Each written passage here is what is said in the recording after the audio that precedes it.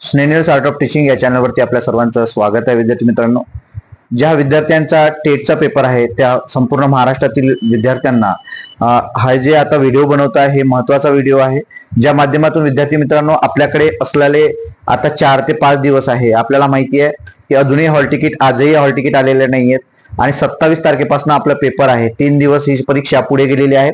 27, 28, 29 आणि 30 हे 4 दिवस पहिला टप्पा असणार आहे आणि दुसरा जो टप्पा असणार आहे तो 1 आणि 2 दिवस सुट्ट्या असणार आहेत आणि नंतर 31 आणि 2 दिवस सुट्ट्या असणार आहे आणि पुन्हा 2, 3, 4 आणि 5 असे 4 दिवस असे 2 टप्प्यामध्ये ही परीक्षा होणार आहे. म्हणजे 8 दिवस परीक्षा चालणार आहे. ज्या विद्यार्थ्यांचा पहिल्या दिवशी पेपर आहे म्हणजेच 3 दिवस त्यांच्यासाठी बाकी आहेत आणि ज्या विद्यार्थ्यांचा 5 तारखेला पेपर असेल असे त्यांना 7 ते 8 दिवस त्या विद्यार्थ्यांकडे वेळ आहे. म्हणजे 10 दिवस पकडून चाला.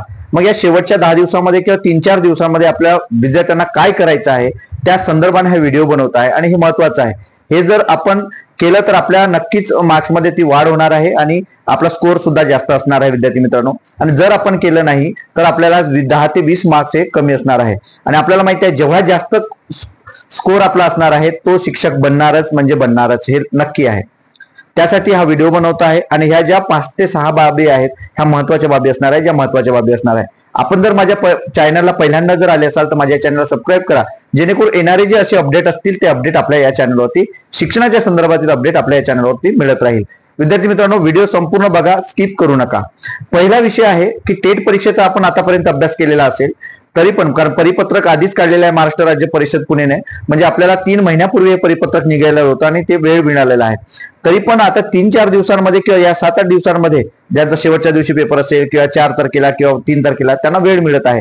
तर या वेळेत काय करायला पाहिजे ही 5 ते 6 बाबी आपण सांगतोय. पहिली बाब आहे की रिव्हिजन करणं आपल्याला गरजेचं आहे. ज्या गोष्टी आपण केलेल्या मराठी असेल किंवा इतर इंग्रजी असेल हे जे विषय आहेत या विषयाची आपल्याला रिव्हिजन करायची आहे. मग रिव्हिजन करताना दुसरा जो टॉपिक आहे तो म्हणजे काय, तर नवीन काही वाचायचं नाहीये. आपल्याला रिव्हिजन करायची आहे तर ज्या बाबी आपण वाचलेल्या आहेत त्याच गोष्टीवरती आपल्याला रिव्हिजन करायची आहे. त्यात दुसरा विषय म्हणजे काय की नवीन आपल्याला कोणत्याही विषयाला हात लावायचा नाही. माझं हे राहून गेलं, माझं ते राहून गेलं, आता ते मी करू का, आता माझं होईल का, याच्यात गोंधळ आपल्याला करायचा नाहीये. जे वाचलेलं आहे ते बस झाला. त्याच्यानंतर आपल्याला आता काहीच वाचायचं नाही. जे झालेलं आहे त्यांची रिव्हिजन करा, त्या बाबीची रिव्हिजन करा. तुम्ही जर काही काढून ठेवलेलं असेल, काही नोट्स काढले असेल तर नक्की ते वाचा. म्हणजे रिव्हिजन पहिला विषय आहे, रिव्हिजन करणं. दुसरा विषय आहे की कोणतीही नवीन गोष्ट त्या ठिकाणी वाचायची नाही, नवीन बाब त्या ठिकाणी पेपरसाठी पकडायची नाहीये. कुणी काही सांगत आपण त्याच्याकडे दुर्लक्ष करायचं, आपण आपल्याच डोक्याने चालायचं आहे. जेवढं वाचलं आहे तेवढं सफिशियंट असणार आहे. नंतर तिसरा महत्वाचा मुद्दा आहे की सराव पेपर सोडवणे. जे काही तुमच्याकडे सराव पेपर संच असेल, वेगवेगळ्या विद्याभारतीचे आहे किंवा इतर पब्लिकेशनचे आहे, जे तुमच्याकडे उपलब्ध असेल, जे क्लास लावलेले असेल, तुम्ही ऑनलाईन क्लास असेल त्यांच्याकडे उपलब्ध असणारे असतील, ते सर्व पेपर तुम्ही सोडवून पाहणं म्हणजे सराव पेपर सोडवणं हे महत्वाचा मुद्दा आहे. हा तिसरा विषय असणार आहे. ते सोडवून पाहणं गरजेचं आहे, कारण यात तुम्हाला जो विषय तुमचे काही आतापर्यंत जे झालेले काही टॉपिक आहेत, जे जुने झालेले पेपर आहेत त्यातलेच पेपर या ठिकाणी रिपीट होणार आहे. म्हणजे ज्याच माध्यमातून तुम्हाला ते कॉपी पेस्ट टाईप तुम्हाला ते वाटणार आहे आणि पेपर सोडवताना तुमचा त्या ठिकाणी फायदा होणार आहे. म्हणून सराव पेपर सोडवणं अत्यंत गरजेचं आहे, ज्यामुळे तुम्हाला वेळ सुद्धा वाचेल आणि त्यात तुमचं डोकं सुद्धा लागेल आणि उत्तर सुद्धा पटकन काढता येणार आहे. हा तिसरा मुद्दा असणार आहे. चौथा मुद्दा आहे जो आपल्या सर्व विद्यार्थ्यांना महत्वाचा आहे, पेपर सॉल्विंग मेथड. म्हणजे पेपर कोणत्या पद्धतीने सॉल्व्ह करायचा आहे. जो पेपर सोडवण्याचं मी तुम्हाला सांगितलं, तर पेपर सॉल्विंग मेथड तुम्ही कसं करायचं, म्हणजे 4ही ऑप्शन पाहिजे का, की ऑप्शन स्किप करायचं आहे, की 4 पैकी एक आपल्याला माहिती आहे की आतापर्यंत आपण वाचला आहे तर स्किप करून टाकायचे बाकीचे ऑप्शन आणि जो खरा आहे त्याला आपण क्लिक करायचा. म्हणजे आपल्याला त्यामुळे काय होत आहे, वेळ वाचत आहे. आपला विषय तो आहे की पेपर सॉल्विंग मेथड आपल्याला या ठिकाणी यूज करायची आहे. जे काही 4-5 दिवस आपल्याकडे वेळ आहे, 7 दिवस वेळ आहे, त्यामध्ये हे केलं तर आपला वेळ सुद्धा वाचेल आणि ज्या प्रश्नाला जास्त वेळ लागेल त्या प्रश्नासाठी आपल्याला जास्त वेळ सुद्धा देता येणार आहे आणि कमी वेळेत हे प्रश्न बाकीचे जे आहेत ते सोडवता येणार आहे. कारण आपल्याला सर्वांना माहिती आहे विद्यार्थी मित्रांनो की 200 प्रश्न आपल्याला 120 मिनिटांमध्ये आपल्याला सोडवायचे आहे. त्यात पॅसेज पण असणार आहे, इतर गोष्टी पण असणार आहे, ज्यात आपल्याला 200 प्रश्न सोडवायचे आहेत. त्यामुळे वेळ आपल्याला वाचवणं गरजेचं आहे. कमी वेळात त्या पेपर सोडवायचा, त्यासाठी पेपर सॉल्विंग मेथड आपल्याला यूज करणं गरजेचं आहे. 5वा मुद्दा असा आहे की पेपर टाइम मॅनेजमेंट आपल्याला करायचं आहे.